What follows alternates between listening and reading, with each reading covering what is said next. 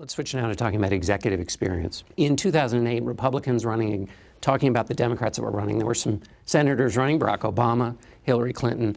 Constantly, I heard Republicans say they've never run as much as a lemonade stand. They don't have executive experience. They haven't met a payroll. They haven't governed. Why doesn't that apply to you now as a candidate? Well, first of all, the presidency is not a bookkeeping job. I mean, it is not some glorified accounting job. It is the leader of the United States, both of its people and of the nation and of the government.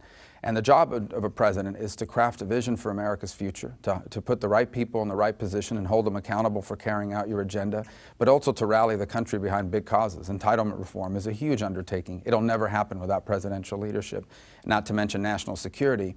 The role of commander-in-chief is the most important job of a president. In the context of Barack Obama, he has now been president for 7 years. He has significant executive experience, and he's still making mistakes, in my opinion.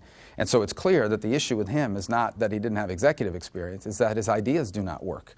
And that's why I think it's important to elect someone to the presidency with the right ideas. Ideas that allow the private sector to succeed, because that's where you get job creation and economic prosperity, but also someone that understands the risks in the world today and what America's role in the world needs to be. But I guess and this is obviously something your opponents are bringing up, Jeb Bush has said in a fundraising appeal, he says you have no credible experience beyond governing. I guess the question is, have you been in a position where you've had to make tough calls, where there are real consequences, and where do you get that strength from if you were to make the presidency, where you'd be in those kind of decisions all day long, multiple times? But it is true that the presidency is not like being a U.S. senator, but it's also not like being a governor. There is no office in the world like the United States presidency. What I have shown over the last 5 years especially is judgment, good judgment, and understanding of the major issues before America, particularly on foreign policy. I do not believe there's anyone else in this race that has shown better judgment on the issues before America today than I have, and better understanding them, especially on the foreign policy realm,